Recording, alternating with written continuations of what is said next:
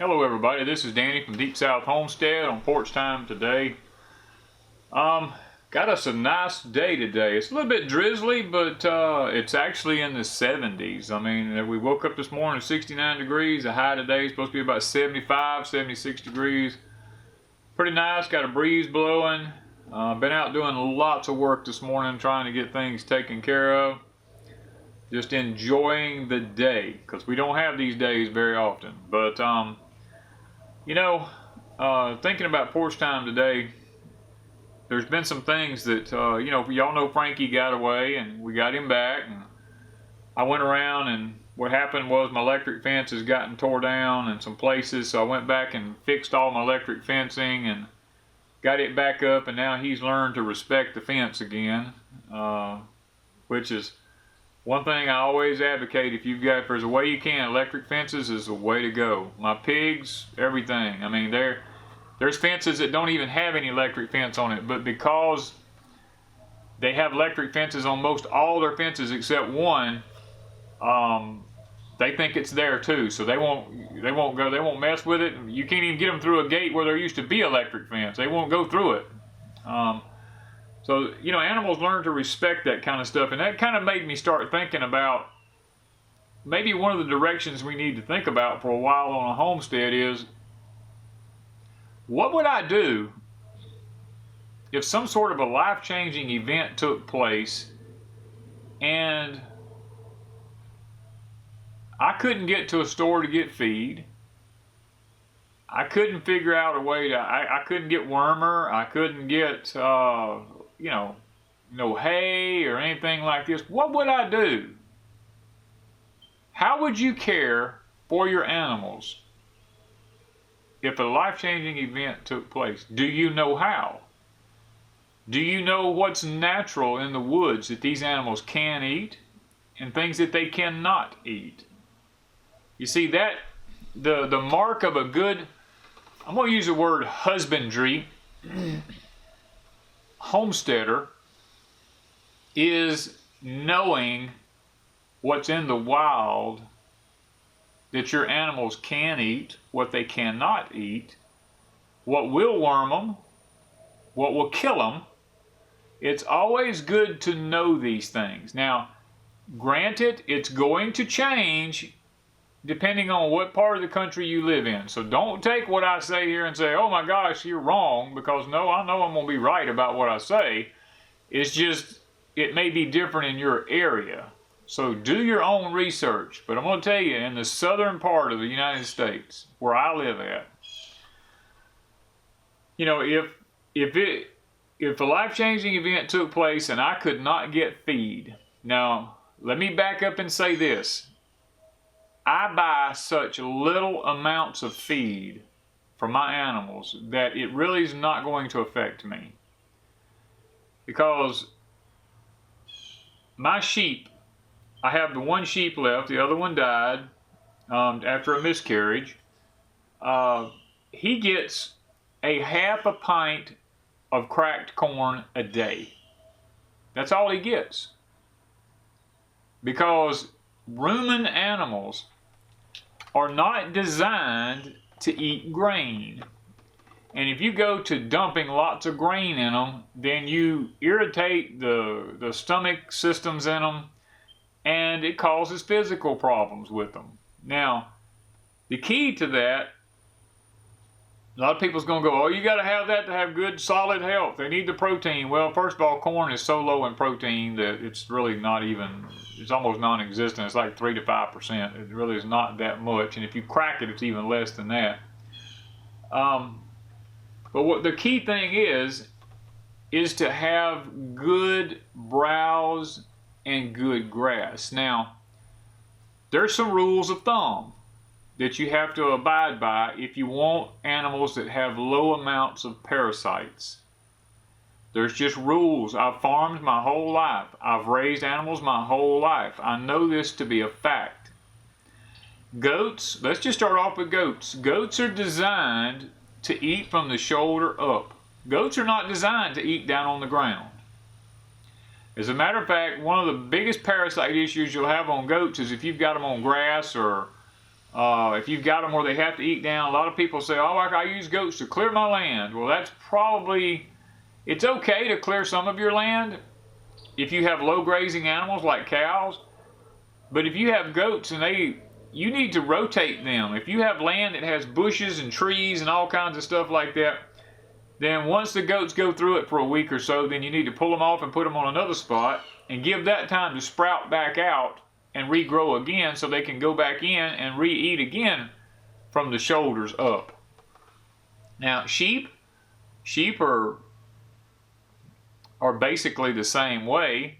Now sheep will eat down close to the ground. As a matter of fact, sheep will destroy a pasture because they bite their food off. They don't tear it off like a cow does. And they will actually eat grass down to the roots and kill fields. Back during the Western days, which wasn't a very long period in American history, but back when they were running cattle out west and everything like that, sheep herders were looked down on. They were hated because the sheep would destroy grazing land for cattle. So sheep have to be either a large enough pasture for them to go in with plenty of shoulder-high browse and tall, deep grass so they can just walk along and nip the tops out of the grass, because sheep are like goats. They would rather eat weeds and leaves off of trees than they actually had to eat in grass. Because my sheep is constantly on the fence rows. If something grows in the fence row, a weed or something like that, he'd rather go to that weed any day. My fields, I have to bush hog the fields down because he doesn't eat the grass. I mean, he literally would rather have the weeds. And goats are the same way. So suppose a life-changing event happens and you get an animal and you have not done your homework well, and you have them down grazing on the ground and they have nowhere to browse in the woods, and your animal gets parasites. They get barber pole worms, roundworms, hookworms, and there's as many different worms as there are names to call them. If that happens, do you know how to get rid of them in your animal? Because there would be no ivermectin or cyzectin or any of these other drugs that people give, unhealthy drugs, let me mention, that people give their animals and create these super worms. Did you know that you can use plain garlic? You can worm your animals with garlic. If you grow the herb wormwood on your property, you can use wormwood, but now there's rules with wormwood. If you have wormwood growing on your property, you do not want to give wormwood to a sheep or a goat that is carrying little ones.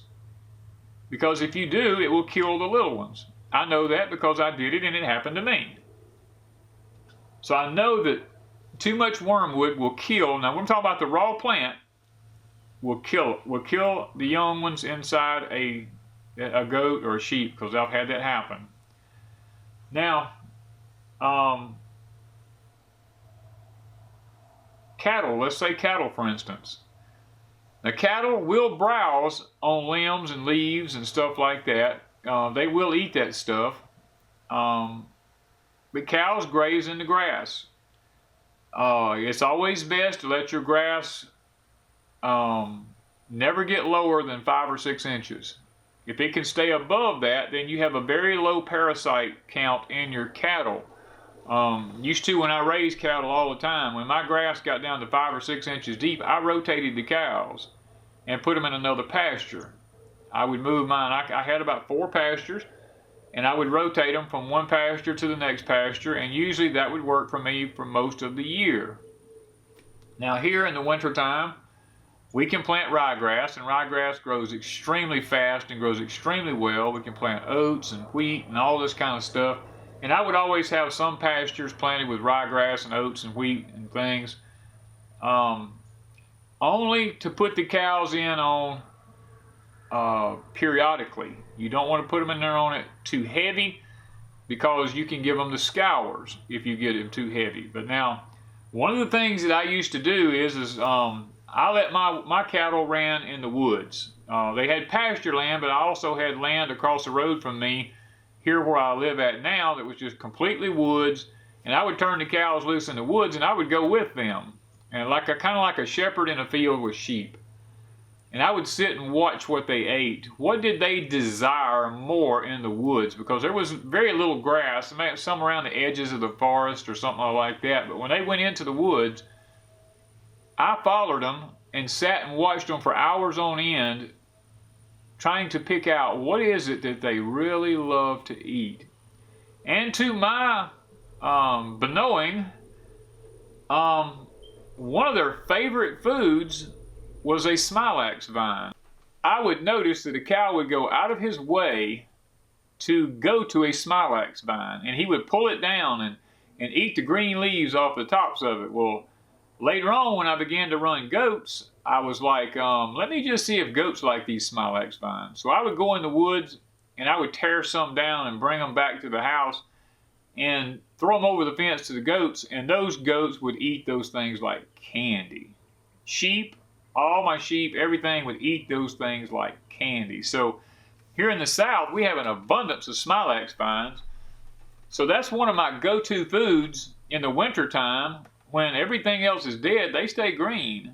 And I gather up smilax vines because you don't have to worry about killing them, because they're going to come back the next year with a vengeance. So that's one of the foods that I learned if I could not get hay. If my animals just did not have enough hay to eat and I was running short, I could go in the woods, gather the smilax vines and feed it to my goats or my cows, and it would kind of tide them over till I could get some hay. Okay, well, let's just say a life-changing event took place and you couldn't get any hay. Then you better have enough land that you are going to go out and either cut some during the summer months and put it up in a barn if it ain't done with nothing but a pitchfork, or you better be able to have enough pasture land that you've got naturally growing things. Now, like one of the things we do to our land here, I'll tell you this, I plant the red crimson clover on my property. As a matter of fact, a lot of my property is covered with it, except for where the gardens are. And I let it go to seed. And once you let it go to seed, it comes back up every spring. You know, you don't have to replant it after that. It just keeps coming back. And what I do is when it comes back, I'll put my animals in on it for just a little bit at a time, because it's so rich and so high in protein that if you leave them on it too long, they'll bloat. So you have to be careful about that. A goat will do the same thing, a cow will do that, any of your rumen animals, because that stuff will sit and ferment in their stomach and they'll actually bloat and die on you. I've almost lost some goats that way, and I have almost lost some cows that way. So you want to keep in mind some of the things that goes on. Now, like my pigs, for instance, everybody goes, well, you don't worm your pigs? No, I've never wormed one of my pigs. I've never had a worm issue. I've never put chemicals in any of my animals, except one time I had a sheep that I bought and brought it here, and I noticed that it had the scours, which I thought maybe might have been from shipping or something like that, and I ended up having to quarantine it from the rest of the property, put it by itself, and I ended up having to take 1 dose of ivermectin in it to kind of help get it under control fast before I lost her. And then from that point on, I just used garlic and wormwood and stuff like that actually worked out really well and never had to do anything again.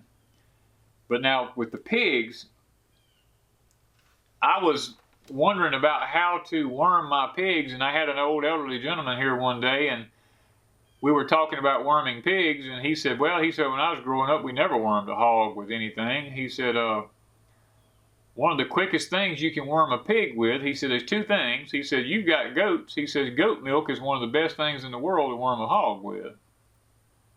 So I thought to myself, I said, well, that sounds a little strange. He said, and if you don't have any goat milk, he said, dirty dishwater, soapy dishwater is the next best thing. And he said when you clean your sink out, used to a long time ago, everything didn't just go down the sink. They washed it in like a dish pan, and he said they would take that dish pan down to the hog pen and dump it over in the trough, and those hogs would drink that old dirty dishwater and eat what little bit of food scraps and stuff like that was in the water. And he said our hog stayed butterball fat. We never had to worm a hog. And I have followed some of those practices, and I'm here to tell you that I've never had to worm one of my hogs.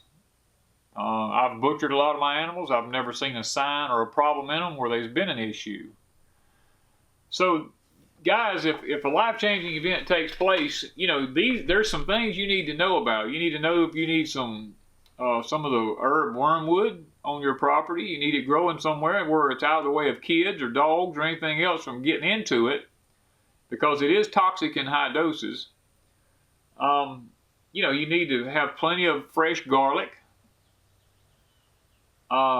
You need to keep plenty of blackstrap molasses if you have goats or sheep or anything like that, because right after kidding, it's really good to mix some blackstrap molasses in with their water to kind of help from causing any different types of renal failure, ketosis, or anything like that from happening. You need to know there's certain things that you can keep on hand. Now here we have a sugar cane, and when I cook off my sugar cane syrup, I can use it almost in exactly the same way, because it's really a sugar boost more than anything else, and it's loaded with the different proteins and vitamins and minerals that those animals need during that time.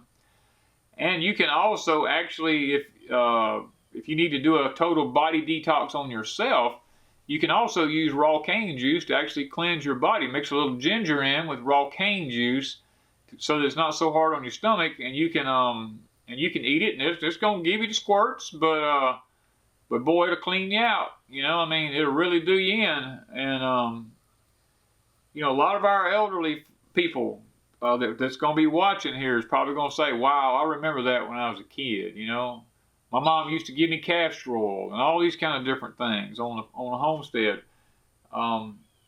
There's so many different things for so many different places in the country as far as knowing how to care for animals.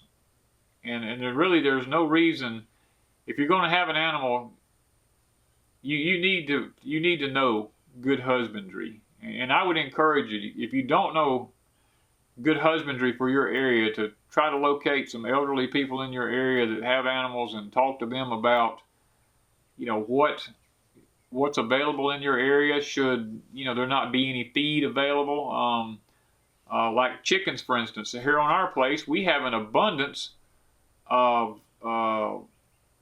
just wild weeds and different things. Like Florida pusley comes up here. Oh my gosh, it's so evasive till it's unreal. And chickens and rabbits literally love that stuff.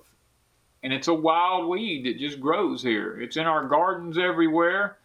It's in all of our pastures, and what we'll do is usually we'll let the pasture get completely covered over with it after we've picked our vegetables or corn or whatever, and we'll turn the hogs in on it. And let me tell you something, the hogs and the chickens literally can clean a pasture of that stuff up, because they'll eat it till they just about pop. And you need to understand how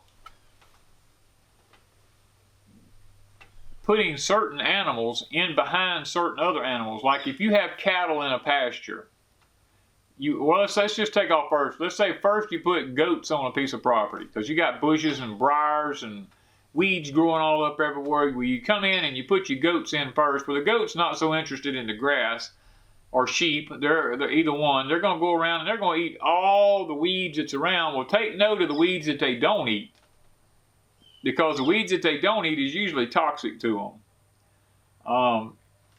And what you want to do is you want to try to eradicate those kind of weeds off your property if at all possible. That's what we do here at Deep South Homestead. We know there are certain weeds that are toxic, and we get them off our property. And right now, we've pretty much got our land free of different weeds that are toxic. Now you can take and come behind those goats and put cattle in behind them. Well, the cattle will come in and eat all that grass where the goats didn't eat at, and the goat parasite doesn't affect the cow. And then we'll come behind the cows once they've grazed it down to about 5 inches, and we'll put some pigs in there, and the pigs will go around and they'll pick up whatever acorns or or grubs in the ground and stuff like that. They'll root around through all that kind of stuff, and they'll kind of clean that stuff up. And we let the chickens run with the pigs, because what they'll do is them chickens will go back and they'll find any kernel of corn or whatever that any of those animals have eaten that passed through them and didn't get digested. Them chickens will clean up the manure piles and spread them out everywhere, and and none of the parasites follow one another like that. And then what you can do is let that piece of property lay barren for a month or two to kill out any worm infestation cycle, and then come back and put your goats back in there again, because by then a lot of the stuff with briars and weeds will be sprouted back up. And if you keep doing this over and over and over, I mean, your land gets to where it's really rich, and you have a very low parasite problem. But now, some of the things you want to be aware of that's poisonous to animals is, one of them would be the wild cherry tree. Now, as long as the wild cherry tree is during the summertime, or peach trees, either one, there's not really that much that's toxic about that tree. But now in the fall, when those leaves begin to fall, and they're between the green stage and the dead dry stage, they're kind of in that real leathery feel, yellowish look to them. Those leaves become toxic at that time, and if a goat or a sheep overeats on them, then he will die from it, because I've lost some to that. There's an onion, there's a plant out there that looks like an onion, smells like an onion, that's deadly. There's no antidote for it. If a human eats it, you'll die. If an animal eats it, they'll die. As a matter of fact, a lot of the settlers, when they were moving from east to the west coast, lost a lot of their animals, and a lot of them died, thinking that what they were eating were wild onions. So that, there's just an array of different things in the woods that's toxic to animals, and they're toxic to humans. Poke salad is one. Now, poke salad, as long as it's young and tender, you can boil it, and you can strain it and boil it and strain it 2 or 3 different times there, and it's edible. But once it gets mature and it gets those old purple berries all over it, then it becomes toxic. So, there's just, guys, it's all about, you just need to be a good husbandry on the land where you're at. And if you do not own land, I have to cross this bridge, guys. If you don't own land that has timber and fields and pastures, and you're just on an acre somewhere, and you've got sheep and goats and stuff like that, and chickens and all these things, just be aware that if a life-changing event takes place and you can't get feed and you can't get wormer or anything like that, you need to go ahead and settle in your head that if there's not some land pretty close by you there that you can get those animals to, you're probably going to lose them. Because nothing else, they'll starve to death. And, these are just, and that's not trying to be rude or harsh or anything toward anybody who's on a small place. I mean, that's not even the point. The point is, should some sort of life-changing event takes place where you can't get back to a store. Now, that's what we're talking about. If you can't get to a store to get hay, to get feed, to get a wormer or anything like that, a water source, and you have animals, you're going to have to figure out, now chickens can pretty much make it. If you turn a chicken loose and you keep the predators down, he'll pretty much scrounge around in the yard or whatever. He'll find what he needs to eat if it ain't of his bugs and stuff like that. But when you start doing things like rabbits, it takes a lot of work to feed rabbits. Wanda and I do it all the time when we weed the garden. There's certain weeds in the garden that we pull out and lay to the side for the chickens. There are certain weeds we pull out and lay to the side for rabbits. When we're harvesting our garden, there's certain things we give to the rabbits, there's certain things we give to the pigs, there's certain things we give to the chickens, and to certain things we would give to the goats when we had goats and sheep and stuff. So you just have to understand that if you don't own land and you have animals, that at some point, if something happened, there could be repercussions for that. It's not to say that you don't deserve animals or that you shouldn't have animals. It's just that there's some things that you just need to be aware of. You know, you need to plant some certain things on your property. If you're just on an acre, then, or maybe 2 acres, then you need to plant you some wormwood. You need to plant you plenty of garlic. You might want to even get some tobacco planted or something like that, because tobacco is a good wormer. It's a good insect repellent. You know, there's all kinds of things that a person can do to help preserve the animals that they have. Now, you can do it on small pieces of property. You just have to be aware of what you're doing. It just, if you have more land, it makes it a lot easier to have animals and to care for them without lots of parasite issues and lots of issues about what am I going to feed them and all this kind of stuff. So knowing your animals and knowing what to do and when to do it is very important on a homestead, you know. So should some sort of a life-changing event take place, which it's very possible that it might. I'm not going to say it's going to happen. I'm just going to say it's very possible, you know, that it might happen. Nothing like good old cold water. Just be aware of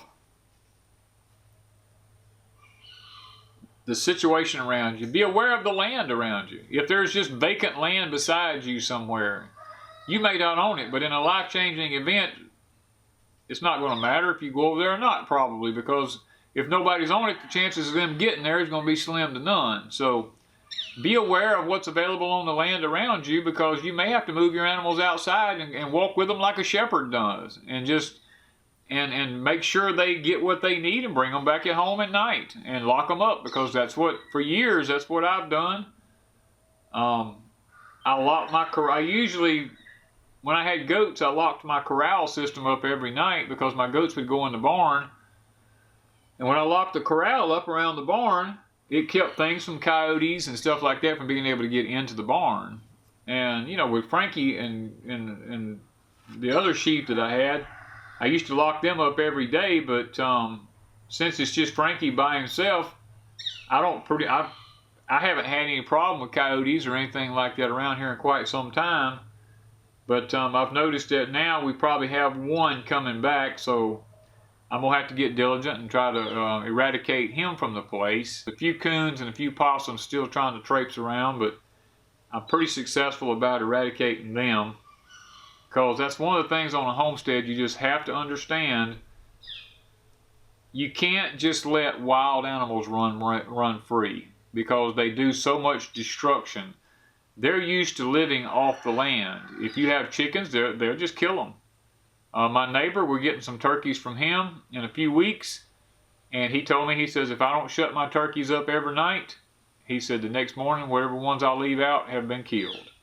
You know, and he's vigilant. I mean, he's trying to get rid of things that's causing him problems. He says, but they just keep coming. And, you know, to be a homesteader and a life-changing event takes place, one of the things that you have to realize is you have to be responsible. You have to go out, make sure your animals are locked up at night. You got to walk fence rows every day. I mean, there's things that you just have to do.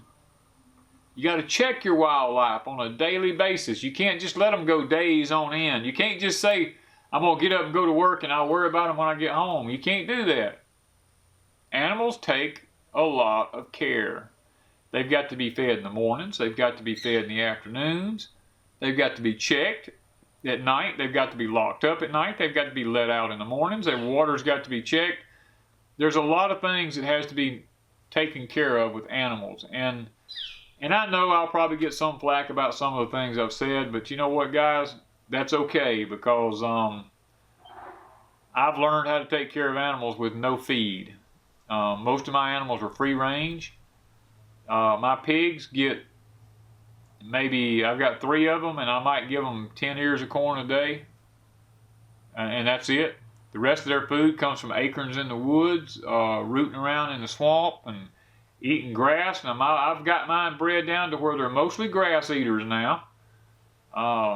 They sit and graze just like a cow does out in the field, and Now they do root. I'm not going to say they don't root, but it's not as bad as a lot of pigs are. The varieties that I've got bred into them, which is I took a wild hog, I tamed it from a little thing, got it when it was little, and I tamed it, and I crossed it with a registered spot male. I took the pigs from that, and then I bred them back to another registered spot, and now I've got a pig that's extremely long. They're very lean. They don't have hardly any fat on them at all. I mean, they don't get butterball fat like a lot of pigs do. And you know, they're more lean meat than they are anything else. And because they've got that little bit of wild in them, now there's a drawback to it. The old mama pigs, you can't get in there when they got little ones, because if you do, you know, they'll eat you up.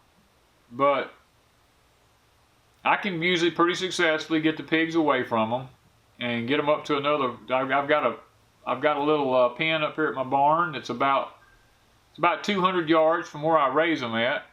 And if I can get the babies up there in the barn away from her, then I can calm them down, and they, you know, they make good little pigs to eat when they get bigger.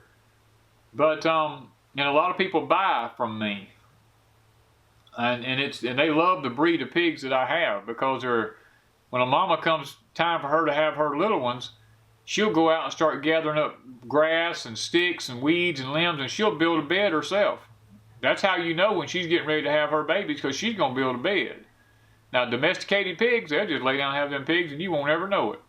But now, the ones I got, I'll let you know ahead of time. And the mine will forage. You don't have to feed them all the time, but they know when I call them, they fixing to get something to eat. And boy, they love it. Oh, they love it. But you know, so, you know, knowing your animals on a homestead and knowing what to do should something happen is very important.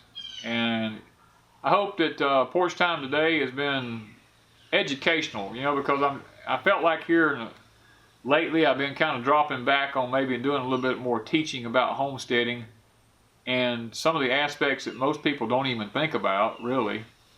To those of us who've done it our whole life, it's just common sense. But to a lot of people that's never done it, it's some good information to have. And so I hope you've enjoyed today. Leave a comment down below. Let us know what you think about it. And we look forward to hearing from y'all and seeing y'all on more of the videos that we do. And I hope today on Porch Time it's been educational, if nothing else. So I got to get back busy. You probably hear a bush hog running in the background. I got a neighbor bush hogging, so I got to go do some work myself. So we'll talk to y'all later. Have a blessed day, and thank you from Deep South Homestead.